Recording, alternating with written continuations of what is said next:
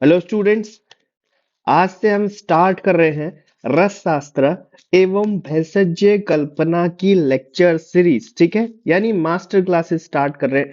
ठीक है, जिसमें हम एक एक पॉइंट को बहुत ही सिलेबस के एक एक पॉइंट को बहुत ही डिटेल में पढ़ेंगे, बहुत ही अच्छे से एक इंटरेस्टिंग वे में पढ़ेंगे। ठीक है ना, यानी जितना भी आपका सिलेबस है एक एक पॉइंट को उठाएंगे, एक एक पॉइंट को उठाएंगे, उसको पकड़ेंगे। ठीक है, एक एक चीजों को बहुत बेसिक तरीके से क्लियर करेंगे। साथ में मैं आपको सारे नोट्स भी दे दूंगा। ठीक है, पिक्चर्स के साथ में हम पढ़ेंगे। ठीक है ना, सारे नोट्स आपको मिलेंगे, ये सारे नोट्स। ठीक है, जिससे आप एग्जाम के पॉइंट ऑफ व्यू से भी अगर आप देखेंगे तो चीजें आपको जो है बहुत सटीक तरीके से क्लियर होंगी। ठीक है ना, सारी चीजें सारे यहाँ पे पिक्चर्स वगैरह भी आपको देखने के लिए मिलेंगी और बहुत ही इंटरेस्टिंग वे में मैंने कोर्स आपके लिए डिजाइन किया है। ठीक है, जहां पे मैं चाहता हूं कि आप एक एक पॉइंट को इतने इंटरेस्टिंग वे में पढ़ें। ठीक है ना, ताकि आपको ये आयुर्वेद इजी लगने लगे। ठीक है, ऐसे बहुत लोग मैंने देखे हैं जो रस शास्त्र को मानते हैं कि भाई रस शास्त्र उसी से ऊपर जाता है या बहुत ज्यादा डिफिकल्ट सब्जेक्ट है। ऐसा नहीं है, ऐसा नहीं है। यानी अगर आपको ऐसा लगता है ना, तो हो सकता है कि आपको परफेक्ट गाइडेंस नहीं मिले या आपको कोई अच्छा पढ़ाने वाला नहीं मिला। ठीक है ना, अब अगर मैं आपको पढ़ा रहा हूं तो मैं बहुत सटीक तरीके से आपको पढ़ाऊंगा। यकीन मानिए, आपको लगेगा कि रस शास्त्र बहुत इजी है। ठीक है, रस शास्त्र बहुत इजी है। ठीक है, अब यहाँ पे ध्यान देने वाली बात ये है, यहाँ पे हम बात करें मास्टर क्लासेस की। ओके, मास्टर क्लासेस की बात करें। ठीक है ना, इससे पहले देखिए मैंने आपके लिए रसशास्त्र के कुछ क्लिनिकल कोर्सेज भी लॉन्च किए हैं। क्लिनिकल कोर्स, अब ये क्लिनिकल कोर्स क्या है? ठीक है, देखिए हम बेसिकली जितनी मास्टर क्लासेस पढ़ते हैं उसमें हम थ्योरी के बारे में डिस्कस करते हैं। क्या करते हैं? थ्योरी के बारे में डिस्कस करते हैं।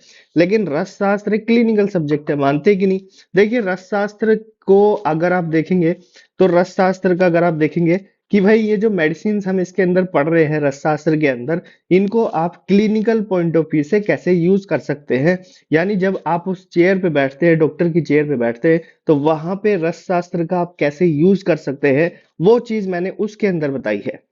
यानी कौन सी दवाई किस तरीके से काम करेगी रस शास्त्र की, और कितने इजी वे में आप इसको दे सकते हैं, और कहाँ कहाँ पे आपको देना है, तो वो सारी चीजों के बारे में हमने क्लिनिकल कोर्स के अंदर डिस्कस किया है। ठीक है ना, तो उसको भी आप चाहे तो परचेज कर सकते हैं। साइड टू साइड दोनों को पढ़ते हुए चलेंगे, बहुत मजा आएगा चीजों में। ठीक है ना, चलिए क्योंकि स्टार्ट करते हैं चीजों को।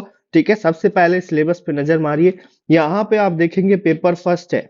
ठीक है, और ऐसे पेपर सेकंड भी है आपका। ठीक है ना, तो पेपर फर्स्ट का जो सबसे पहला पॉइंट है, देखिए ऐसे जितने भी पॉइंट्स है सबके बारे में डिस्कस करते हुए चलेंगे। ठीक है, इस सिलेबस को मैं आगे ऐड करता जाऊंगा। ठीक है ना, जितने भी हम पॉइंट्स पढ़ते जाएंगे हम इस सिलेबस को आगे ऐड करते हुए चलेंगे। ठीक है ना, चलिए तो देखिए यहाँ पे सबसे पहला पॉइंट। ओके, नाउ सबसे पहला पॉइंट यहाँ पे है। ठीक है, क्रोनोलॉजिकल डेवलपमेंट ऑफ आयुर्वेदिक औषधि निर्माण। ठीक है, ये जो सिलेबस है ये एनसीआईएसएम, जो न्यू सिलेबस आया एनसीआईएसएम का, वो सिलेबस है। ठीक है, उसी के अकॉर्डिंग हम पढ़ रहे हैं एक एक पॉइंट को। ठीक है ना, तो वैसे हम पढ़ते हुए चलेंगे बहुत सिंपल वे में। साथ में मैं जो बहुत ज्यादा इंपॉर्टेंट चीजें हैं वो भी मैं आपको बता दूंगा, टिक करा दूंगा कि एग्जाम पॉइंट ऑफ व्यू से ये काफी इंपॉर्टेंट है। ठीक है, चलिए स्टार्ट करते हैं। देखिए इसके अंदर हमने, यहाँ पे हम बेसिकली डेवलपमेंट की बात कर रहे हैं। ठीक है, कि आयुर्वेदिक औषधियों का जब यहाँ पे निर्माण हुआ तो कहीं ना कहीं उनमें किस तरीके से उसमें डेवलपमेंट हुआ, किस तरीके से तरक्की हुई, कैसे कैसे दवाइयों को अच्छी तरीके से बनाने जाने लगा, ये सारी चीजों के बारे में। लेकिन बहुत बेसिक चीज यहाँ पे आती है, सबसे पहले डेफिनेशन। ठीक है, तो डेफिनेशन से हम स्टार्ट करेंगे और फिर जैसे जैसे हम हिस्ट्री पढ़ेंगे, फिर हिस्ट्री से हम आगे बढ़ेंगे, कैसे कैसे डेवलपमेंट हुआ वो सारी चीजों के बारे में हम पढ़ेंगे। फिर आगे हम यहाँ पे रसशाला और रस मंडप, रसेश्वर दर्शन, ये सारी चीजें क्या होती है, रस रसायन का कंसेप्ट, ये पूरा हम यहाँ पे समझने वाले हैं, जो कि बहुत इंपॉर्टेंट टॉपिक्स है, उनके बारे में हम बात करेंगे। ठीक है ना, चलिए क्लियर होती है बात। इन्हीं से ही एग्जाम में पूछा जाता है। लेकिन अगर आप इनको जान लेंगे, यानी आप रस शास्त्र पढ़ रहे हैं तो रस शास्त्र की शुरुआत कर रहे हैं, बहुत बेसिक से लेके चलूंगा, सारी चीजें मैं बताने वाला हूं आपको। ठीक है ना, चलिए आगे बढ़ते हैं। आगे बढ़ते हैं, स्टार्ट करते हैं। सबसे पहले आती है रस शास्त्र की परिभाषा। क्या आती है? रस शास्त्र की परिभाषा। Okay, now clear clear. यहाँ पे देखिए सबसे पहले सब्जेक्ट का नाम है रस शास्त्र। क्या नाम है? रस शास्त्र। अब देखिए जो रस शास्त्र वर्ड है ये दो शब्दों से मिलकर बना है। किससे? दो शब्दों से मिलकर बना है। ठीक है, इतनी तो चीज क्लियर होती है। पहला होता है रस एंड सेकंड वन इज शास्त्र। पहला होता है रस और सेकंड वन इज शास्त्र। ठीक है, तो देखिए शास्त्र तो आपको बहुत बेसिक सी चीजें की कंसेप्ट क्लियर है, लेकिन रस के बहुत सारे मीनिंग होते हैं। उनमें से एक मीनिंग होता है पारद। एक मीनिंग होता है पारद। ठीक है, बहुत बेसिक बात है ये भी बहुत बेसिक बात है, कोई दिक्कत ही नहीं बात है। ठीक है, पारद बोले तो मर्क्यूरी, एच जी से इसको रिप्रेजेंट करते हैं, मानते हैं कि नहीं? एच जी बोले तो मर्क्यूरी। ठीक है ना, तो मर्क्यूरी से इसको रिप्रेजेंट किया जाता है। देखिए मर्क्यूरी होती है पारद। ठीक है ना, वो जो थर्मामीटर है, हाँ वही थर्मामीटर। ठीक है, थर्मामीटर, थर्मामीटर के अंदर आपने एक क्या बोलते हैं उसको, पारा बोलते हैं ना, तो मर्क्यूरी आपने देखा होगा व्हाइट व्हाइट सा आपको उसके अंदर दिखाई देता है। ठीक है, तो ये जो पुराने डिजिटल की बात नहीं कर रहा हूँ, जो पुराने आते थे थर्मामीटर, तो वही जो है पारद। ठीक है, उसी को पारद बोलते हैं। Now concept is clear, now concept is clear. तो देखिए अब आते हैं कि इसकी डेफिनेशन क्या बन सकती है। ठीक है, यानी कि ऐसे शास्त्र जिसमें रस संबंधी विषयों का अध्ययन करते हैं, स्टडी करते हैं, है ना, मानते कि नहीं? यानी ऐसा कोई शास्त्र जिसके अंदर हम रस से रिलेटेड कुछ चीजों का स्टडी करते हैं, मानते हैं कि नहीं? रस से रिलेटेड सब्जेक्ट्स यानी रस से रिलेटेड कुछ टॉपिक्स की स्टडी करते हैं, उसको कहते हैं हम रस शास्त्र। ऐसे शास्त्र जिसमें हम रस या रस से संबंधित कुछ विषयों के बारे में डिस्कस करते हैं, अध्ययन करते हैं, स्टडी करते हैं, उसको कहते हैं रसशास्त्र। तो इतनी तो चीजें क्लियर होती है, यानी पढ़ेंगे हम इससे पारद और पारद से रिलेटेड चीजों के बारे में इसके अंदर हम पढ़ेंगे, है ना। चलिए फिर आगे बढ़ते हैं, आगे बढ़ते हैं। यहाँ पे देखिए रस शब्द की निरुक्ति, रस शब्द की निरुक्ति इंपॉर्टेंट इज रस शब्द की निरुक्ति। तो यहाँ पे देखिए आयुर्वेद की एक थोड़ी सी खास बात देखूं या फिर, क्योंकि क्या है कि ये कह देते हैं कि भाई रस आयुर्वेद की जो खास बात है वो है कि यहाँ पे श्लोक्स मिलते हैं देखने के लिए। श्लोक बेसिकली इसको ऐसे मत समझिए, इसको ऐसे समझिए ना कि उस टाइम पे क्या चलता था। आयुर्वेद काफी पुराना है, तो उस टाइम पे क्या चलता था? उस टाइम पे चलता था संस्कृत लैंग्वेज। क्या चलता था? संस्कृत लैंग्वेज। तो बेसिकली वहां पे इस तरीके से लिखी हुई चीजें मिलेंगी आपको, है ना। सारी बुकें में देखोगे आप इस तरीके से। अब तो बोलेंगे कि नहीं वहां तो हिंदी में भी लिखा होता है, वहां पे इंग्लिश में भी लिखा होता है। देखिए वो है ट्रांसलेशन। ठीक है, चीजें यही लिखी थी, हमने उसको ट्रांसलेट किया, है ना, मानते कि नहीं? ठीक है, हमने उसको अपनी सुविधा के अकॉर्डिंग अलग अलग भाषाओं में ट्रांसलेट किया, और ट्रांसलेशन में कुछ मिस्टेक्स भी हो जाती हैं। कई बारी हम लिखी हुई बात को सही से समझ नहीं पाते, तो हम बस उसको ट्रांसलेशन में चीजों को लिख देते हैं, तो वो भी एक बिग मिस्टेक हो जाती है। इसलिए यहाँ पे रेफरेंस की जरूरत पड़ती है। ठीक है, एक रेफरेंस की यहाँ पे जरूरत पड़ती है, यानी साथ साथ प्रूफ देना पड़ता है कि जो आपने वहां पे लिखा है वो सही लिखा है कि नहीं। फिर अगर उसको थोड़ा भी डाउट लगेगा कि नहीं ये तो सही नहीं लिखा है, फिर वो चेक करेगा श्लोक को। ठीक है ना, कोई भी बंदा होगा नहीं सामने वाला, तो वो श्लोक को चेक करता है, फिर यहां से वो देखता है कि नहीं नहीं ये तो सही लिखा है। ठीक है, या फिर इसमें कुछ मिस्टेक है, ऐसा भी हो सकता है।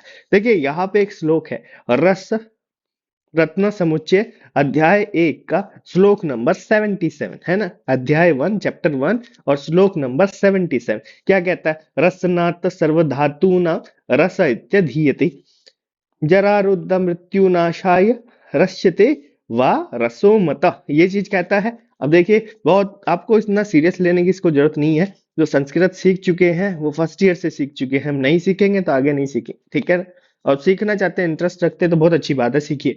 ठीक है ना, लेकिन जो लोग बस थोड़ा ये है कि हम क्या सीखने आए यहाँ पे, सार सीखने आए, यानी चीजें सीखने आए, है ना। मतलब हमें लैंग्वेज से कोई मैटर ही नहीं करता, अपना तो लैंग्वेज कोई मैटर ही नहीं करता। यहाँ अगर पीजी के लिए जाना चाहते हो वो अलग बात है, यहाँ पे मैटर ही नहीं करता। ठीक है ना, बीएमएस करने के बाद भी बहुत स्कोप होता है, नॉट नेसेसरी कि आप टीचर ही बने, है ना, एमडी करोगे तो टीचर बनोगे। अब बहुत सी बेसिक सी बात मैं आपको बताता हूँ यहाँ पे। देखिए लैंग्वेज मैटर ही नहीं करती, हमें क्या देखना है कि भाई लिखा क्या है, बस वो अपने समझ में आ जाए, लैंग्वेज कोई मैटर नहीं करती। ठीक है ना, ठीक है, क्लियर होती है बात। चलिए तो ये श्लोक यहाँ पे रेफरेंस मैंने दे दिया आपको। ठीक है, तो यहाँ पे क्या कहा गया है कि ये जो श्लोक है, ये जो रेफरेंस है, इसका जो मीनिंग है वो है कि पारद को स्वर्ण आदि धातुओं का भक्षण, भक्षण मतलब खा जाना, ठीक है। तो वो खाने के कारण उसको कहते हैं रस, ठीक है। पारद को कहा, क्यों कुल मिलाकर के ये है कि मर्क्यूरी को क्या कहते हैं, रस कहते हैं। किसी ने पूछा क्यों कहते हैं भाई, क्यों कहते हैं भाई? क्योंकि उन्होंने कहा कि पारद देखो वो एक ऐसी चीज है, ठीक है, कि वो किसी भी उसमें मिला दोगे आप, इस धातु में मिलाओगे तो वो उसको खा जाएगा, इस तरीके से। जैसे सुवर्ण आदि यहाँ पे इंडिकेशन दिया है, ठीक है। आप अगर यूट्यूब पे सर्च करेंगे तो आपको देखने के लिए मिलेगा कि कुछ लोग क्या करते हैं, यहाँ पे सोना रखते हैं और यहाँ से पारद की एक ड्रॉप डालते हैं। तो जैसे ये पारद इस सोने में मिक्स होता है तो ये जो सोना यानी गोल्ड है उसका पता ही नहीं चलता कुछ, ठीक है ना। वो अच्छे से मतलब जस्ट गायब हो जाता है, लाइक अ मैजिक, मैजिक की तरह वो गायब हो जाता है, ठीक है ना। यानी यहाँ पे कहा गया है, ठीक है, कि ऐसा करने के कारण ही इसको रस कहा गया है। इस ऐसा करने के कारण ही इसको रस कहा गया। ये तो क्लियर होती है बात, ठीक है ना, क्योंकि ये धातुओं के साथ में मिक्स हो जाता है। धातुओं का स्वर्ण आदि में इंडिकेशन दिया है, सी, ठीक है। तो गोल्ड को यहाँ पे पार्टिकुलरली इंडिकेट किया है कि गोल्ड धातु को ये खा जाता है, इन द सेंस अपने में मिक्स कर लेता है, उसका पता ही नहीं चलता, वो मैजिकली गायब हो जाता है, ठीक है। अब समझ में आ रही है बात, ठीक है। और ये जो पारद होता है जब इसका सेवन किया जाता है तो इसका सेवन करने पर रोग, वृद्धावस्था यानी बुढ़ापा, ठीक है, रोग बोले तो डिजीज, वृद्धावस्था बोले तो बुढ़ापा, और मृत्यु यानी इन तीनों चीजों का नाश होता है, इसलिए भी इसको रस कहते हैं, ठीक है। कई बार रस को आप पोटेंसी से भी कोरिलेट कर सकते हैं, यानी आपकी ताकत यानी आपकी पोटेंसी, ठीक है ना। तो उस जो कि आप कहते हैं ना कि आपके अंदर इतनी पोटेंसी है कि रोगों से लड़ सकते हैं, इतनी पोटेंसी है कि जवानी को बरकरार रख सकते हैं, इतनी पोटेंसी है कि मृत्यु को भी मात दे सकते हैं, ठीक है ना। तो वो सारी चीज जो है ना इस पारद के सेवन करने से मिलती है। लेकिन ध्यान रखना, ये चीज ध्यान रखना, कभी भी पारद को या तो ऐसे ही सेवन मत कर लेना, गए लेबोरेटरी के अंदर पारद रखा है खा गए, ठीक है, कि हम भाई क्या होगा, हम रोग वृद्धावस्था मृत्यु ये सबसे परे हो जाएंगे, है ना, अमर हो जाएंगे, ऐसा सोच के मत खा लेना कभी। देखिए ये जो है बहुत डेंजरस, बहुत ज्यादा ही डेंजरस होता है, ठीक है, सॉरी, बहुत ज्यादा ही डेंजरस होता है। क्यों होता है? क्योंकि देखिए क्या है, मैं आपको बताता हूँ, कई केसेस ऐसे देखने के लिए मिलते हैं प्रैक्टिकल लाइफ में। जब आप जाएंगे देखेंगे कि उन्होंने पारद का भक्षण किया था तो उनकी पूरी स्किन जो है जल गई, क्योंकि वो जो पारद पारद को खाया था, ठीक है, पारद को खाने की वजह से पूरी स्किन जो थी वो जल गई। क्यों ऐसा हुआ? क्योंकि भाई वहां पे वो पारद शुद्ध नहीं था, और पारद को डायरेक्ट कभी खाया नहीं जाता, क्योंकि वो आपका प्राण नाशक बन जाता है फिर, ठीक है, आपको जान से भी मार सकता है वो। इस चीज का खास ख्याल रखेंगे, पारद को सेपरेट कभी खाया नहीं जाता, ठीक है ना। सेकंड इज देखिए एक और रेफरेंस देखने के लिए मिलता है। सेकंड इज रस तरंगणी, चैप्टर 5 श्लोक नंबर 2 क्या कहता है? रसनाद अभ्रकादीनाम धातूनाम कीर्तितो रसा, ठीक है। इसके अंदर क्या कहा गया है कि अभ्रक आदि, ठीक है, यानी अभ्रक आदि, ठीक है। अभ्रक के बारे में भी आगे हम डिस्कस करेंगे, ठीक है, कोई दिक्कत वाली बात नहीं, कोई दिक्कत वाली। महारस उपरस साधारणस, ठीक है, रत्न उपरत्न, ठीक है, सारी चीजों के बारे में हम डिस्कस करेंगे, ठीक है। तो अभी बस नाम से समझिए कि अभ्रक भी कुछ होता है, जैसे पारद होता है ऐसे अभ्रक भी कुछ होता है, ठीक है, बस इतना देखिए। अभ्रक आदि का भक्षण करने के कारण इसको रस कहते हैं, ठीक है, क्योंकि उनको भी कहा जाता है, इसलिए यहाँ पर रस्तरंगणी में ये डेफिनेशन दे दी, ठीक है ना। डेफिनेशन है कि निरुक्ति है, क्या है? निरुक्ति है। चलिए आगे बढ़ते हैं, क्या फर्क पड़ता है उस चीज से, ठीक है ना। हमें तो चीजें बस समझ में आ रही है, ठीक है, अभी तक आपको समझ में आ रहा है जितनी भी चीजें हमने बात करी ना। वो रसार्णव भी एक ग्रंथ है, रसार्णव, ठीक है, चैप्टर 1 श्लोक नंबर 35 क्या कहता है? मम देह रसो यस्माद रसस्ते रसस्तेनाय मुच्यते, ठीक है। इसमें क्या कहा गया है कि शिव के शरीर का वीर्य होने के कारण पारद को रस की संज्ञा दी गई है, ठीक है। रस बोले तो पोटेंसी, रस बोले तो पोटेंसी, ठीक है, रस बोले तो पोटेंसी, ठीक है, रस बोले तो टेस्ट, रस बोले तो टेस्ट, ठीक है, क्लियर होता है। एंड रस बोले तो, ठीक है, रस बोले तो विपाक, ठीक है ना। एक तरीके से सबसे पहला, या फिर रस बोले तो रस धातु, है ना, रस धातु, ठीक है। इतनी चीजें तो आपको क्लियर हो, देखिए बहुत सारे इसके मीनिंग हो सकते हैं ना, इतनी चीज तो क्लियर हो रही है। देखिए रस से तो बहुत सारी चीजें हो सकती है, लेकिन रस बोले तो पारद, क्या पारद, बोले तो मर्क्यूरी। ठीक है। अब देखिए यहाँ पे बहुत सारी चीजें हो गई, तो इतना तो हो ही गया। ठीक है, रस बोले तो पोटेंसी यहाँ पे कही गई है, रसार्णव में कहा है, रसार्णव ग्रंथ में कहा है, अध्याय 1 में कहा है, 35वें श्लोक में कहा है कि ये शिव के शरीर का वीर्य है, वीर्य होने के कारण इसको पारद की संज्ञा दी गई। यानी एक तरीके से ये रिप्रेजेंट किया गया है, Shiva is a power, Shiva is a power, तो पावर का पोटेंसी है। ठीक है, यहाँ से शिव को कोई पार्टिकुलर आप कोई पार्टिकुलर आदमी ना समझे। ठीक है, आदमी से उसको रिप्रेजेंट नहीं करेंगे। ठीक है, Shiva is a god, god is a power. ठीक है, यहाँ से रिप्रेजेंट करते हैं कि पावर। ठीक है, तो बहुत ज्यादा ही कहीं पे कहते हैं ना कि कहीं पे बहुत ज्यादा तूफान उड़ रहा है, इस तरीके से तूफान है, साइक्लोन आ गया है। ठीक है, या बंगाल की खाड़ी में इस तरीके से हवाएं मूव आउट कर रही है, तो वहां पे क्या कहते हैं कि शिव होता है, वहां पे शिव होता है, रिप्रेजेंट करते हैं ना कि वहां पे शिव है, शिव को यानी पावर है, क्या है, पावर। ठीक है। ठीक है, यानी एक बहुत स्ट्रॉन्ग एनर्जी है, इस तरीके से भी आप बोल सकते हैं, बहुत ही स्ट्रॉन्ग एनर्जी है, इस तरीके से आप बोल सकते हैं। यानी आप यहाँ से समझ रहे हैं कि कितना स्ट्रॉन्ग बताया गया है कि ये जो स्ट्रॉन्ग एनर्जी है ना, इसके अंदर की जो पोटेंसी है उसको उन्होंने कहा मर्क्यूरी, है ना, और मर्क्यूरी को कहा रस। ठीक है, समझ में आती है बात, समझ में आती है। यानी इसको कहा है कि ये बहुत ज्यादा स्ट्रोंग होता है, क्या होता है, बहुत ज्यादा स्ट्रोंग होता है। अभी तक चीजें क्लियर हो रही है, चीजें समझ में आ रही है। चलिए आगे बढ़े, हम बात करते हैं रस शास्त्र का क्या प्रयोजन है। ठीक है, यानी क्यों रस शास्त्र की स्थापना हुई, यानी क्यों रस शास्त्र को हम पढ़ते हैं बेसिकली। तो ये सारी चीजों के बारे में डिस्कस करेंगे। अब देखिए यहाँ पे रसोपनिषद है। ठीक है, उपनिषद आपने बात करी होगी, उपनिषद तो आपको पता ही होंगे क्या होते हैं, वेद पुराण उपनिषद, है ना, तो उसमें एक रस उपनिषद भी है। ठीक है, तो रस उपनिषद चैप्टर 1 श्लोक नंबर 5 के अनुसार क्या है कि रस शास्त्र के 4 प्रयोजन होते हैं, यानी 4 ऐसे कारण हैं। ठीक है, जिसकी वजह से रस शास्त्र को आप पढ़ते हैं। ठीक है, सबसे पहले उन्होंने कहा धर्म अर्थ और जो कामनाएं होती हैं उनकी पूर्ति के लिए आप उसको पढ़ते हैं। ठीक है ना, धर्म अर्थ और जो आपके कामनाएं हैं उनकी पूर्ति के लिए एक तरीके से इसको पढ़ते हैं, यानी पैसा भी चाहिए, अच्छा धर्म वगैरह, मतलब क्या है कि हम कुछ अच्छा करें। ठीक है, उसलिए, और जो हमारी जो एक तरीके से जो हमारी बेसिक नीड्स है वो पूर्ति हो जाए उसके लिए। ठीक है ना, सेकंड वन इज वैभव, वैभव यानी पैसा, पैसे की प्राप्ति के लिए, वैभव यानी वैभव को एक इस तरीके से भी आप कह सकते हैं कि यानी अपना नाम कमाने के लिए भी आप वहां से उसकी इसको पढ़ते हैं। ठीक है, नाउ थर्ड वन इज दीर्घायु, दीर्घायु मतलब कि हमारी उम्र जो है वो लंबी हो जाए, है ना। इसके अलावा यौवन प्राप्ति, यौवन मतलब कि जवानी बरकरार रहे, उसके लिए भी आप इसको पढ़ते हैं। नाउ नेक्स्ट वन इज मोक्ष प्राप्ति। ठीक है, लास्ट में क्या है, कई लोग क्या होते हैं, साइकोलॉजिकली डिस्टर्ब हो जाते हैं जब वृद्धावस्था आती है, बुढ़ापा आता है ना, तो वहां पे क्या है कि वो साइकोलॉजिकली डिस्टर्ब ना हो, उनको एक अच्छी मृत्यु मिले, तो उसको आप कह सकते हैं कि आत्मा परमात्मा से मिली है, यानी खुशहाल जिंदगी इसने जी है, और लास्ट में अच्छे से उसकी डेथ हुई है बिना किसी बीमारी के, तो वो हो जाएगा मोक्ष। ठीक है, उसको आप मोक्ष रिप्रेजेंट कर सकते हैं। अभी तक मैं जितनी चीजें आपको बता रहा हूँ, क्या आपको चीजें क्लियर हो रही है, क्लियर हो रही है तो बहुत अच्छी बात है।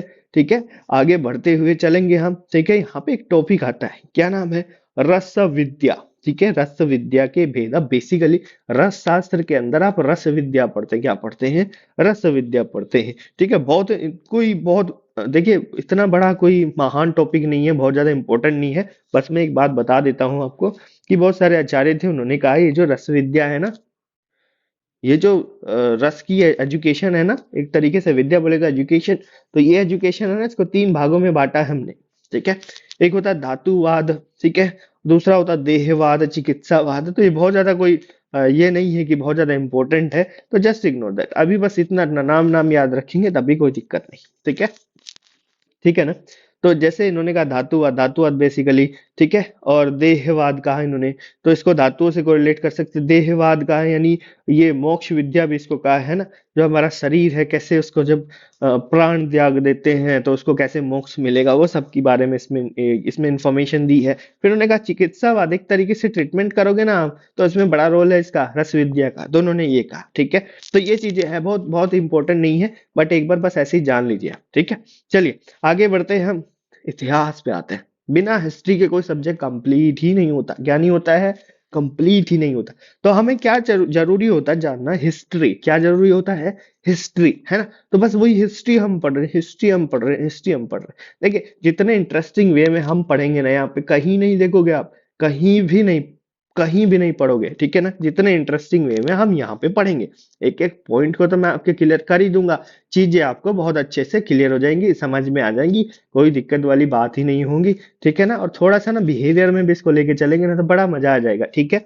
बड़ा मजा आ जाएगा, ठीक है? अब देखिए कोई भी सब्जेक्ट उठा लो आप, आपने 12th में, 11th में फिजिक्स, केमिस्ट्री, बायो ली होगी तो किसी ने बायो, ठीक है ना? तो बायो और ये भी बहुत सारे सब्जेक्ट होते हैं आपके पास। तो सबकी आपने देखा होगा कि यार जब भी हम इनके बेसिक से स्टार्ट करते हैं ना, बेसिक से स्टार्ट करते हैं, जीरो से स्टार्ट करते हैं, तो हिस्ट्री लेते हैं, है ना? तो मतलब हिस्ट्री जरूरी है, नेसेसरी है। या पेशेंट को भी आप देखते हैं जब, तो सबसे पहले उसकी हिस्ट्री लेते हैं, ठीक है? तो हिस्ट्री तो हर जगह जरूरी है। तो हम रस शास्त्र की भी हिस्ट्री पढ़नी है ना। अब हम रस शास्त्र की भी हिस्ट्री पढ़ेंगे, ठीक है? हिस्ट्री पढ़ेंगे तभी तो बात बनेगी। हमें पता चलेगा एटलीस्ट ये आया कहाँ से है, कैसे इसकी उत्पत्ति हुई, क्या चीज है ये, कुछ तो पता चलेगा। तभी तो हम आगे इसकी नॉलेज लेंगे कि नहीं लेंगे। चलिए स्टार्ट करते हैं। तो देखिए यहाँ पे क्या कहा गया है कि जो आयुर्वेद है ना, उसमें वेद और संहिता, दो परंपराएं मिलती हैं, ठीक है? दो चीज मिलती है। देखिए एक तो होता है वेद और एक होता है संहिता, है ना? दो परंपराएं यहाँ पे हैं, ठीक है? अब देखिए यहाँ पे क्या है, संहिताओं में ब्रह्मा को ही आयुर्वेद का पहला उपदेष्टा, उपदेष्टा बोले तो जो उपदेश देने वाला होगा, जो जिसने एक्सप्लेन किया, तो उन्होंने ये ब्रह्मा जी को वहां पे कहा गया कि आयुर्वेद को सबसे पहले उपदेश देने वाले ना, वो ब्रह्मा जी थे, उन्होंने एक्सप्लेन किया था इसको सबसे पहले, ठीक है? और वेदों की परंपरा में रुद्र, ठीक है? रुद्र, रुद्र बोले तो शिव, शिव की बात की है, ठीक है? तो शिव को पहला भीषक माना गया था वहां पे, ठीक है ना? तो उन्होंने कहा, वेदों ने कहा नहीं भाई शिव है, ठीक है, रुद्र है। लेकिन यहाँ पे अगर ब्रह्मा जी की, यहाँ पे संहिताओं की बात करेंगे तो यहाँ पे कहा है ब्रह्मा जी हैं, ठीक है ना? दोनों को ही आप थोड़ा थोड़ा सा दिमाग लगा के देखेंगे, थोड़ा सा दिमाग लगाइए आप, ठीक है ना? और लगा के देखिए, अगर आप थोड़ा सा देखते हैं कि अगर ब्रह्मा जी को कोरिलेट करते हैं तो ब्रह्म शब्द से ब्रह्मा की उत्पत्ति, और ब्रह्मा बोले तो एनर्जी, पावर, है ना? और यहाँ पे देखिए रुद्रा, रुद्र, रुद्र से ही, नाम से ही समझ में आता है कि पावर और पोटेंसी की बात की गई है, ठीक है ना? तो दोनों ही कहीं ना कहीं कोरिलेट करते हैं आपस में, ठीक है? ये तो चीज समझ में आती है। अगर हम इन्हें पार्टिकुलर पर्सन ना समझे, कोई आदमी ना समझे, ठीक है ना, और हम इन्हें समझे कि ये एनर्जी है, क्या है? एनर्जी है, तो हमारे हमारा जो चीजें हैं वो बहुत आसान हो जाती, समझते हैं ना? ठीक है, यानी एक तरीके से बताया गया है कि रस शास्त्र के अंदर जितनी भी चीजें हैं बड़ी पावरफुल है, पावरफुल है, ठीक है? इसलिए तो कहते हैं रस शास्त्र की रस औषधियां जो है जल्दी काम करती है शरीर पे, ठीक है ना?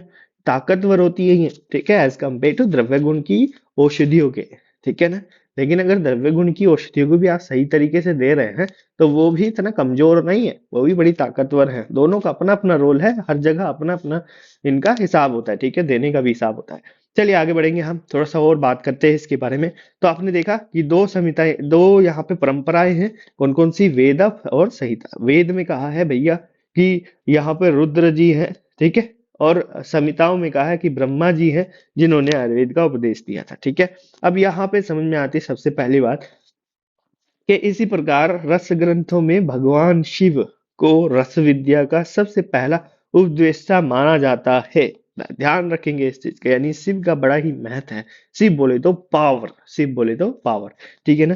तंत्र का संबंध शिव से जोड़कर देखा जाता है, ठीक है? क्लियर होता है बात, क्लियर होती है, चीजें समझ में आ रही है। मतलब रस यहाँ पे टोटल कुछ भी नहीं कहा गया, यानी कहा गया कि रस विद्या जो है ना, वहां पे शिव बोले तो, रुद्र बोले तो, इनका जो है अपने आप में वहां पे बड़ा ही यहाँ पे एक तरीके से ये माना जाता है, इनको बहुत ज्यादा ही इंपॉर्टेंस दी जाती है उसमें, ठीक है? यानी एक हम एक एनर्जी की बात कर रहे हैं, एक पावर की बात कर रहे हैं यहाँ पे, ठीक है? अब चलिए, अलग अलग संहिताएं, विभिन्न बोले तो अलग अलग, अनेक, ठीक है? अनेक संहिताओं में 84 सिद्धों का वर्णन मिलता है। सिद्ध, सिद्ध, ठीक है ना? ठीक है, ये सिद्धों बोले तो, सिद्धियां बोले तो, है ना? ये होता है कि बार बार हम किसी चीज को दोहराते हैं, दोहराते हैं, दोहराते हैं, या फिर एक फॉर्मूला को आप याद कर रहे हैं, याद कर रहे हैं, याद कर रहे हैं, तो वो सिद्ध हो जाता है, वो सिद्ध हो जाता है। या एक मंत्र को हम बार बार रट रहे हैं, बार बार प्रोनाउंस कर रहे तो वो सिद्ध हो जाता है। सिद्ध इन द सेंस की यानी वो फिर आप जिंदगी में कभी भी पूछ लो तो आपकी तुरंत जुबान पे आ जाएगा। ठीक है, तो वो आपके लिए सिद्ध हो गया है। ठीक है, वो कारगर हो गया है। ऐसे क्या है, वो मंत्र फिर आपकी बॉडी पे भी एक्ट करने लगता है। वो धीरे धीरे धीरे धीरे धीरे धीरे वो आपकी बॉडी पे भी वर्क करने लगता है। मेंट शरीर या दिमाग उसको एक्सेप्ट कर लेता है। ठीक है ना, ठीक है, उसके बिना काम नहीं चलता, लेकिन वो आपके लिए हर रेमेडी की तरह वर्क करता है। ठीक है, तो ये बोलता है कि ये सिद्ध, ये एक तरीके से वो मंत्र जो है वो सिद्ध हो गया। इसी तरीके से 84 जो है 84 सिद्धियां यहाँ पे एक्सप्लेनेशन की गई है अलग अलग संहिताओं में। ठीक है, और मंत्र तंत्र को सिद्धियों के प्रयोग का साधन माना गया है। ठीक है, अभी सिद्धियां यहाँ पे 8 टाइप की एक्सप्लेन की गई है। बस ये आप छोटी सी लाइनें हैं, आपको यहाँ पे थोड़ा सा क्लियर हो जाएगा। ठीक है, यानी इन्होंने कहा है कि मंत्र और तंत्र दो ऐसी चीजें हैं जिनसे उन सिद्धियों का यूज आप कर सकते हैं, यानी वो एक तरीके से साधन की तरह हो गई। ठीक है, चलिए, ये तो बहुत छोटी सी बात थी, कोई दिक्कत नहीं है। आगे हम संप्रदायों के बारे में पढ़ेंगे। ठीक है ना, संप्रदाय के बारे में पढ़ेंगे। ठीक है ना, अब संप्रदाय के बारे में बात करते हैं। सबसे पहले आते हैं हमारे, जब हम हिस्ट्री की बात करें, संप्रदाय की बात ना करें तो फिर ऐसा तो हो ही नहीं सकता। ठीक है ना, तो बहुत सारे संप्रदाय थे इसके अंदर, बहुत सारे संप्रदाय। अभी क्लियर हो जाएगा कि संप्रदाय यानी एक तरीके की कम्युनिटी, एक तरीके की कम्युनिटी, एक तरीके के लोग, है ना। तो इसके अंदर थे, एक थे सिद्ध संप्रदाय, है ना, जिनको नाथ, यहाँ पे नाथ संप्रदाय भी कहा गया। ठीक है, सिद्ध संप्रदाय, नाथ संप्रदाय में इनको कहा गया। अब देखिए, नाथ संप्रदाय, ठीक है, नामक पुस्तक, ठीक है, में आचार्य हजारी प्रसाद द्विवेदी ने सिद्धों का विस्तार से विवरण किया। यहाँ पे एक पुस्तक भी लिखी गई थी नाथ संप्रदाय के नाम पे, है ना। तो इस पुस्तक में जो आचार्य थे हमारे, क्या नाम है इनका, हजारी प्रसाद द्विवेदी, इन्होंने इन इन सिद्ध सिद्ध संप्रदाय का बहुत ही एक्सप्लेनेशन दिया, वहां पे डिटेल में एक्सप्लेनेशन दिया है। अब देखिए यहाँ पे क्या कहा है, आचार्य द्विवेदी ने क्या कहा है कि जो सिद्ध हुए हैं वे नाथ संप्रदाय से संबंधित थे। यानी जो सिद्ध थे, सिद्ध, ठीक है, सिद्ध संप्रदाय के, वो नाथ संप्रदाय से वहां पे रिलेट करते थे। ठीक है, और एवं इसी परंपरा से हुए हैं। ठीक है, यानी कहीं ना कहीं यही नाथ वाले आगे जाके सिद्ध बन गए, इस तरीके से उन्होंने इसको एक्सप्लेन किया है।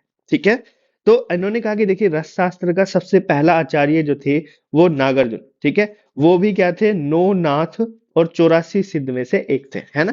तो 9 नाथ होते हैं और 84 सिद्ध होते हैं, इतना तो हमें क्लियर होता है। तो वो भी उनमें से एक थे। ठीक है ना। अब आचार्य ब्रह्मानंद ने क्या कहा, हठ योग प्रदीपिका, ठीक है, इन्होंने एक टीका लिखी थी, ये थी हठ योग प्रदीपिका। और इसमें क्या कहा था कि सभी नाथों में सबसे पहले आदिनाथ क्या है, कौन है, सभी नाथों में सबसे पहले कौन है, आदिनाथ है। ठीक है, और आदिनाथ का मतलब स्वयं ही वो शिव है। ठीक है, उन्होंने कहा कि स्वयं वो शिव है। ठीक है, अब बात करते हैं, देखिए इतना तो चीजें आपको क्लियर हो रही है कि देखिए बहुत बेसिक हिस्ट्री है, और हिस्ट्री देखिए इस तरीके से हम पढ़ते हैं बस। ठीक है, ठीक है, एक कोई पुस्तक थी नाथ संप्रदाय, उसमें हजारी प्रसाद द्विवेदी ने कहा कि भाई कि जितने भी जो सिद्ध हुए हैं वो कहीं ना कहीं पहले वो नाथ संप्रदाय थे। ठीक है, उन्हीं को उससे कोरिलेट किया जाता है। फिर उन्होंने कहा कि जो नागार्जुन हुए, आचार्य नागार्जुन, ठीक है, उन्होंने कहा कि वो 9 नाथ और 84 सिद्धों में से एक थे। ठीक है, ऐसे फिर यहाँ पे ब्रह्मानंद ने अपनी टीका में कहा कि भाई सभी नाथ में सबसे पहले आदिनाथ, और आदिनाथ को कहा उन्होंने शिव। ठीक है, तो यानी कि जितने भी नाथ संप्रदाय हैं वो शिव हैं। ठीक है, शिव यानी शिव के उपासक है ना। क्लियर होती है इतनी बात। ठीक है, यहाँ तक तो क्लियर ही हुई, कोई दिक्कत ही नहीं हुई उसमें तो। फिर आते हैं कपालिक या कोल संप्रदाय, इसको भी, ये भी संप्रदाय है एक। ठीक है, अलग अलग कम्युनिटी थी उस टाइम पे, कोई दिक्कत ही नहीं है, उस टाइम पे बहुत सारी कम्युनिटी थी। ठीक है, तो इनको भी नाथ संप्रदाय से, इन्होंने कहा कि ये भी इसी से प्रोड्यूस हुए हैं, यानी सबसे पहले नाथ संप्रदाय था। ठीक है, और नाथ संप्रदाय से ही ये अलग अलग तरीके से अलग अलग कम्युनिटी यहाँ पे प्रोड्यूस होती गई। ठीक है, और इस प्रकार नाथ संप्रदाय और कोल संप्रदाय दोनों ही शिव यानी शिव को मानने वाले, ठीक है ना, और भगवान शिव के समान कानों में कुंडल पहनने वाले, ठीक है, लोगों को नाथ संप्रदाय में माना जाने लगा, है ना। जो भी भगवान शिव की तरह ही वहां पे देखने के लिए लगते थे, कानों में कुंडल वुंडल पहनते थे, तो उनको फिर नाथ संप्रदाय कहने जाने लगा, ठीक है, माना जाने लगा। और जो लोग शिव के समान कपाल लेकर के चलते थे, आपने बहुत लोग ऐसे देखे होंगे कि जो शिव की तरह ही कपाल लेकर के चलते, कपाल बोले तो खोपड़ी है ना, खोपड़ी लेकर के चलते, देखे है कि नहीं देखे? ठीक है ना, देखे होंगे है ना। हिमालय के अंदर देखने के लिए मिलते हैं, या अपने यूट्यूब वगैरह पे भी आपने देखे होंगे।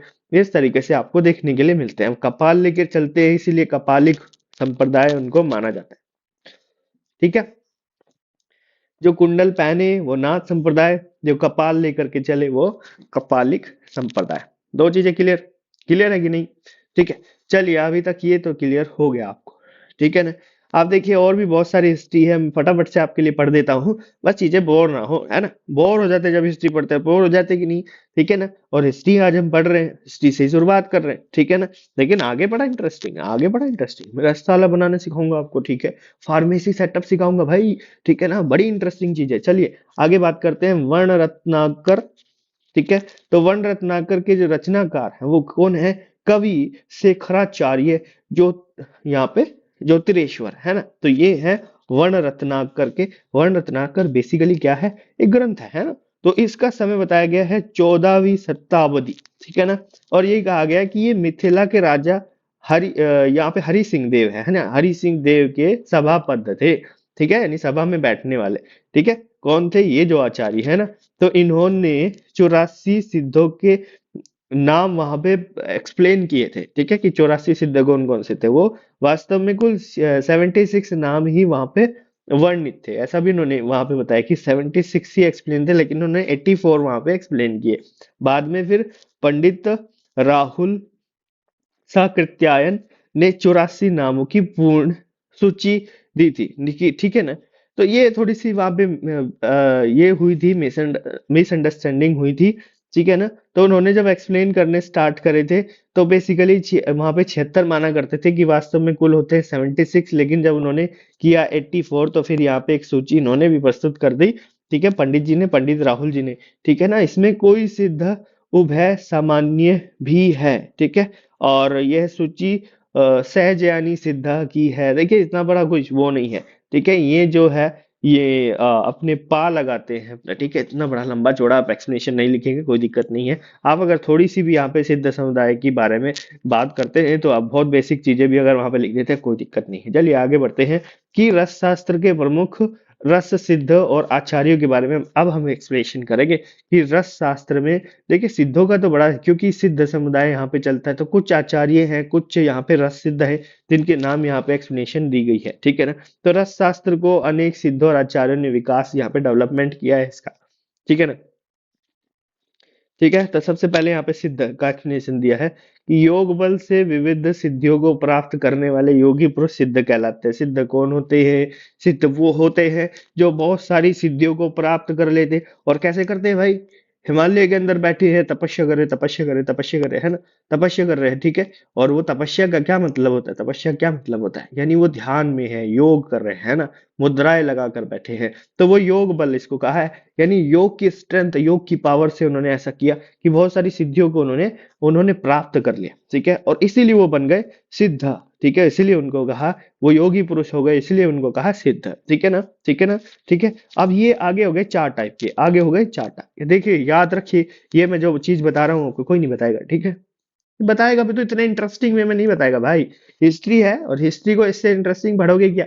आयुर्वेद की हिस्ट्री, ठीक है ना। चलिए यहाँ पे चलते हैं, देखिए सिद्ध आपको पता लग गया कि भाई वहां पे बैठे थे, वो तपस्या कर रहे थे, तो योग की स्ट्रेंथ के कारण, योग की ताकत के बल पे उन्होंने क्या किया? बहुत सारी सिद्धियों को प्राप्त कर लिया, और इसलिए वो बन गए योगी पुरुष, ठीक है ना। और इन्हीं योगी पुरुषों को कहा गया सिद्ध।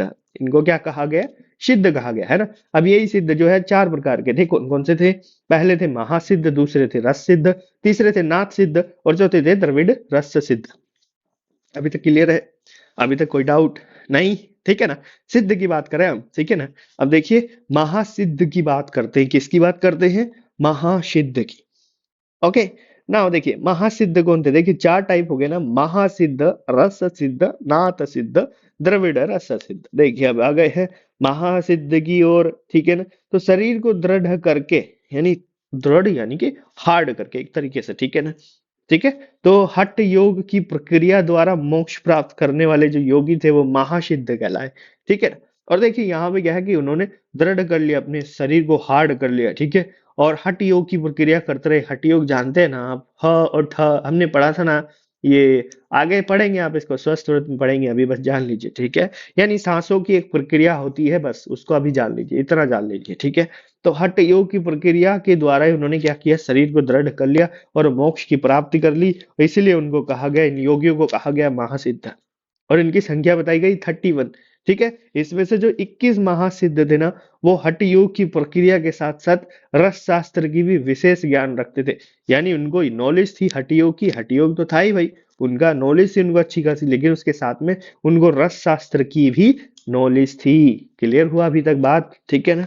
अब देखिए, अब देखिए इनकी गणना की बात आती है कि भाई कहाँ कहाँ पे लिखा हुआ है रस सिद्धों की, जो ये एक प्रकार से नंबरिंग है वो कहाँ कहाँ पे मिलती है। तो देखिए, रस रत्न समुच्चय ग्रंथ है, आनंद कंद ग्रंथ है, रस रत्नाकर एक ग्रंथ है। इनके नाम याद कर लीजिए भाई, ये बड़े इंटरेस्टिंग ग्रंथ है। ये रस शास्त्र के ग्रंथ हैं। ठीक है, शास्त्र हैं। ठीक है, इनके बारे में तो आपको पता होना चाहिए, नाम पूछ लेता है कोई भी, रस रत्न समुच्चय, आनंद कंद, रस रत्नाकर, ठीक है, रस तरंगणी। ठीक है, ये बहुत सारी चीजें हैं।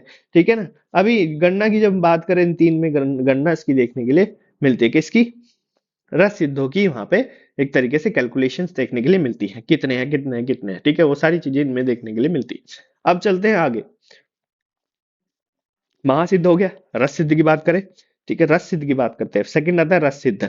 ठीक है, देखिए कितना बड़ा है, देखिए यहाँ पे बस खत्म ही होने वाला है। ठीक है, तो ये हम करेंगे, अब रस सिद्ध की बात करेंगे, हम रस सिद्ध की बात करेंगे। ठीक है।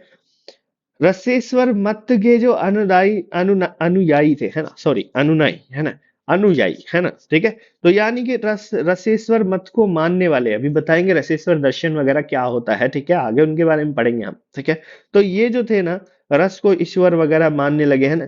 रस ईश्वर, ये शब्द रसेश्वर कैसे बना, रस ईश्वर, है ना, रस को ईश्वर मानने लगे। अब देखिए, इसको मानने वाले रसेश्वर मत को, जो मत यानी कि एक तरीके से कोई बात किसी ने कह दी, ठीक है, या थ्योरी वगैरह भी कह सकते हैं हम। ठीक है। तो उसको मानने वाले जो अनुयायी थे, यानी लोग थे, ठीक है, वो जीवन मुक्त सेव योगी रस सिद्ध कहलाए। ठीक है, रस सिद्ध कहलाए, शिव शिव को मानने वाले योगी। ठीक है। और जीवन की मुक्ति के लिए शिव को मानने वाले जो योगी थे, ठीक है, वो रस सिद्ध कहलाए। बेसिकली ये था, यानी रसेश्वर मत के जो अनुयायी है उन्हीं को आप रस सिद्ध कह सकते हैं। उनको चार भागों में, चार वर्गों में, चार कैटेगरीज में डिस्ट्रीब्यूट कर दिया। सबसे पहले आता है देव रस सिद्ध, दूसरा आता है द्वितीय रस सिद्ध, थर्ड वन इज मुनि रस सिद्ध, फोर्थ वन इज मानव रस सिद्ध। ठीक है। अब देखिए यहाँ पे देव, दैत्य, मुनि और मानव, है ना। तो क्लियर सी होती है बात, डी डी एम एम, है ना। यही चीज है ना, यही चीज है ना। बस ध्यान से सुनते रहिए, मजा आ जाएगा, कोई दिक्कत ही नहीं है। अरे भाई, कोई दिक्कत ही नहीं होगी, जब आप इसको रिवाइज कर लेंगे ना तो फिर तो कोई दिक्कत ही नहीं होगी। ठीक है ना। अब आते हैं द्रविड़, यहाँ तो क्लियर हुआ, ये इस तरीके से होते हैं। ठीक है। अब देव, दैत्य, ये तो पता है ना आपको, देव देवता, दैत्य यानी राक्षस, मुनि यानी कि जो तपस्या वगैरह करते हैं, है ना, और मानव यानी हम लोग। क्लियर, जो इस धरती पे रहते हैं ना। अभी देखिए, द्रविड़ रस सिद्ध चौथा जो था वो कौन सा था, देखिए भाई। अब द्रविड़ रस सिद्ध की बात करें, तीसरे की, है ना। द्रविड़ रस सिद्ध जो था हमारा, यहाँ पे चौथा था, कोई बात नहीं है, तीसरा लेते, क्या दिक्कत है, फिर हम नाथ सिद्ध को चौथे में पढ़ेंगे।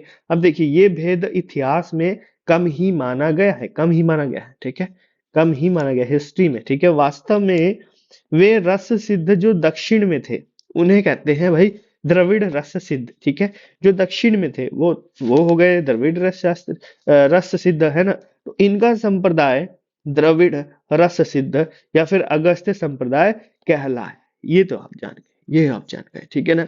अब ये तो आपको क्लियर हुआ भाई, वो दक्षिण में थे इसलिए उनको द्रविड़ रस सिद्ध कहा गया, इनके समुदाय को द्रविड़ रस सिद्ध कहा गया, है ना, अगस्त या फिर अगस्त रस सिद्ध कहा गया। ठीक है। वर्तमान में इसे सिद्ध संप्रदाय के नाम से जाना जाता है। क्लियर, नो डाउट, समझ में आया। आगे बात करते हैं। ठीक है, आगे हम बात करते हैं नाथ सिद्ध, नाथ सिद्ध। तो सिद्ध समुदाय अगर आता है तो देखिए भाई, हो जाएगा ना क्लियर आपका, चीजें आपको समझ में आएंगी, है कि नहीं। चलिए नाथ सिद्ध की बात करते हैं। नाथ सिद्ध का नाम का जो उल्लेख है, यानी नामोल्लेख, यानी नाम का जो उल्लेख है, वो एक ग्रंथ है, हठ योग प्रदीपिका। ठीक है, तो इस ग्रंथ में किया गया है नाथ सिद्ध, है ना, और इनकी संख्या बताई गई है, वो 7 होते हैं। ठीक है ना। अब ये तो कोई पार्टिकुलर नहीं, हमने बात करी थी कि भाई ऊपर बात करी थी नाथ संप्रदाय की, है ना, नाथ सिद्ध इनको बोले, क्या दिक्कत है। चलिए आगे बात करते हैं अब हम। तो ये तो आपको नो डाउट है, इसमें तो कोई दिक्कत ही नहीं। ठीक है, आगे बढ़ते हैं हम। कपालिक संप्रदाय, है ना, जो कपाल लेके चलते हैं भाई, उनको बोलते हैं हम कपालिक संप्रदाय। ठीक है, तो ये थे कपालिक संप्रदाय, आज भी देखने के लिए मिलते हैं। हाँ, नाथ भी संप्रदाय, आदिनाथ की बात हुई है, लेकिन नाथ संप्रदाय के भी आज लोग देखने के लिए मिलते हैं। आप नेट पर सर्च कीजिए ना, नाथ संप्रदाय सर्च करेंगे, नाथ संप्रदाय पर्सन, ठीक है, ऐसे सर्च करेंगे। ठीक है, तो एट प्रेजेंट ऐसे करेंगे। ठीक है, तो ऐसे कपालिक संप्रदाय के भी लोग आजकल देखने के लिए मिलते हैं। आपके आसपास तो नहीं होंगे, लेकिन हिमालय पे और ये बेसिक जैसी जगह जो है, केदारनाथ वगैरह जो पहाड़ों पे, वहां पे देखने के लिए मिलेंगे। ठीक है, जहां पे शिव का स्थान होता है, जहां पे शिव का स्थान होता है, ऐसी जगह पे। ठीक है, अब 8वीं शताब्दी में कपालिक संप्रदाय, ठीक है, पशुपतो, है ना, यहाँ पे लिखा है पाशुपतो का एक उप संप्रदाय था। ठीक है, तो ये यानी कहीं ना कहीं सब कम्युनिटी रही है, सब कम्युनिटी। ठीक है, इसको ध्यान से देखेंगे तो एक टाइम पे ये जो था ना, ये सब कम्युनिटी थी। ठीक है, और इसका अस्तित्व 12वीं शताब्दी में भी माना जाता है। 12वीं शताब्दी थी, वहां पे भी कहीं ना कहीं इसकी इंपॉर्टेंस थी, इसका अस्तित्व था। फिर इसी इसी में एक कट्टरपंथी उप संप्रदाय का उद्भव, यानी उत्पत्ति हुई, प्रोडक्शन, बोर्न, जन्म हुआ। ठीक है ना। ठीक है, अब कट्टरपंथी तो भाई कट्टरपंथी, है ना, तो वो था सब कम्युनिटी, तो इसी के अंदर ही सब कम्युनिटी बन गई जो बहुत ज्यादा कट्टर थी। ठीक है, तो जिसके अनुयायी, यानी जिसको मानने वाले को हम कालमुख कहते, क्या कहते हैं, कालमुख। और ये देखिए पूजा भी कैसी करती है, किसकी करते हैं, भैरव की करते हैं। भैरव क्या, जनरली आप देखेंगे भगवान शिव का एक तरीके से जो गुस्से वाला जो रूप है ना, उसकी पूजा करते हैं। यानी एक तरीके से देखा जाए, आपको चीजें समझ में आ रही है कि देखिए यहाँ पे क्या है भैया, यहाँ पे ये लोग बड़े गुस्से वाले होते थे, नाम भी इन्होंने कालमुख रखा, और पूजा किसकी करते, भैरव की। यानी उग्र लोग थे, इसीलिए तो कट्टरपंथी थे। ठीक है ना, उग्र लोग थे। ठीक है, तो इस तरीके से आपको समझ में आती है, क्लियर होता है। यानी शिव लगता है कि शिव की जब हम बात कर रहे हैं, तो कहीं ना कहीं हम किसकी बात कर रहे हैं, अपने आप को, अपने मन को कंट्रोल में रखने वाले। ठीक है, एक ऐसी एनर्जी। ठीक है, तो शून्यता की बात कर रहे हैं। ठीक है ना, यानी खुद को इस तरीके से, आप इस तरीके से बनाओ, ध्यान के द्वारा, मेडिटेशन के द्वारा, कि आपको अपने चारों ओर की हरकतें महसूस ही ना हो, कुछ पता ही ना चले, आप शून्य हो जाए, जीरो हो जाए। ठीक है, यानी शिव का मतलब क्या है, जो नहीं है, जो जीरो हो गया है। ठीक है, जो जीरो हो गया है। ठीक है, ठीक है, ये जो न्यूट्रल हो गया है, तो ध्यान से, मेडिटेशन से खुद को न्यूट्रल करना ही शिव है। इस तरीके से भी आप उसको बोल सकते हैं। अब देखिए आगे बढ़ते हैं, आगे बढ़ते हैं। तो फिर उन्होंने कहा कि इनकी जो सिद्धियां थी वो ना कितनी थी, 6 थी भाई। कितनी थी, 6 थी, जो कि वास्तव में इनके काम भी थे। ठीक है ना, जो इनके काम थे ना, उन्हीं को उसने कहा कि ये हमारी सिद्धियां थी। अब कौन कौन से काम थे, जरा आप हैरान रह जाएंगे। और आप अगर इस तरीके के लोग आज भी देख रहे हैं, तो वो इनको फॉलो करते होंगे, कोई दिक्कत नहीं। इस तरीके के लोग अगर आज भी आप अपने आसपास देखते हैं, या कहीं जाते हैं, टूर के लिए जाते हैं, घूमने के लिए जाते हैं, वहां पे देखते हैं, तो आपको चीजें क्लियर हो जाएंगी कि भाई ये जो है ना, ये क्या है ये। फिर यहाँ पे कौन सा समुदाय था ये, यहाँ कपालिक संप्रदाय, है ना, कपालिक संप्रदाय है, ये क्लियर हो जाएगी। और ये भी क्लियर हो जाएगा कि भाई ये जो है ना, ये काम तो करते ही होंगे, क्योंकि ये तो इनकी सिद्धियां थी और ये इनके रूल्स रेगुलेशन है। अब देखिए पहला काम क्या करते हैं, ये जो कपाल है ना, कपाल में भोजन करते हैं।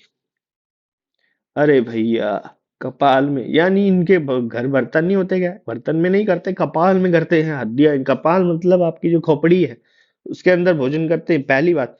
दूसरी बात, ये शमशान में रहना पसंद करते हैं।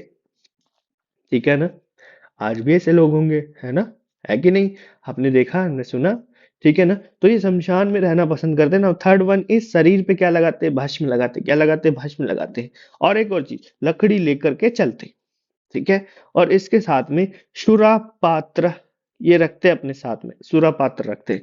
इसके साथ में सुरा पात्र में भैरव की पूजा ही करते हैं। ठीक है, सुरा पात्र रखते हैं। सुरा बोले तो जो वाइन होती है, एक तरीके से शराब जो होती है ना, शराब, सुरा और मध्य दो तरीके से होता है। मध्य जो होती है थोड़ा अजीब होती है, वो गंदी होती है एक तरीके से, ऐसा कहते हैं। या फिर ऐसा भी यहाँ पे स्टोरीज देखने के लिए मिलती थी कि मध्य जो होती थी वो असुर लोग पीते थे, जो सुरा होती थे वो सुर लोग, सुर बोले तो जो देवता लोग थे वो पीते थे।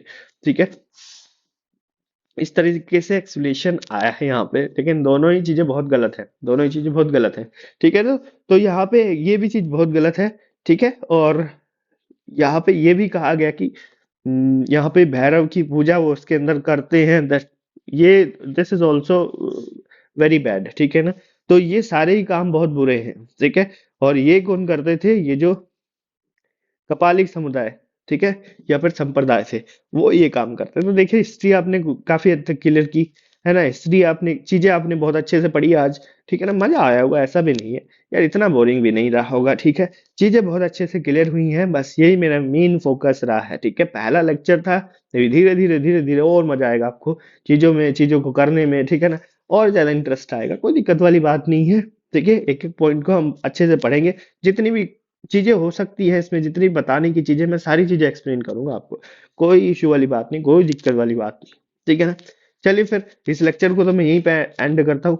आपका होमवर्क ये रहता है कि आप करेंगे इसको, जस्ट ओके, आप करेंगे इसको, आपका होमवर्क हो जाता है, आप करेंगे इसको रिवाइज, क्या करेंगे, रिवाइज। ओके ना, चाहेंगे, आपको चाहिए कि नहीं मैं इसको क्लिनिकल भी साथ साथ पढ़ता रहूं, तो यहाँ पे जाइए ना, ये क्लिनिकल कोर्स वहां पे आपको दिखेगा, और रस शास्त्र का, ठीक है, उसको परचेज कीजिए। ठीक है, रस शास्त्र क्यों, मैं तो कहता हूँ द्रव्य गुण भी आप परचेज कीजिए ना, वो बड़ा इंटरेस्टिंग है। द्रव्य गुण क्यों, आप क्लिनिकल कोर्स परचेज कीजिए, रस यहाँ पे रस, द्रव्य और रोग निदान तीनों का कीजिए। ठीक है ना, तो रोग निदान जैसे ही आप करेंगे तो डायग्नोसिस भी आपको चीजें क्लियर हो जाएंगी। ठीक है, बड़ा इंटरेस्टिंग है, सारी जो चीजें हैं बड़े इंटरेस्टिंग वे में हम पढ़ने वाले हैं। चलिए इस लेक्चर को यहीं पे एंड कर रहा हूँ, नेक्स्ट लेक्चर मिलते हैं। Thank you.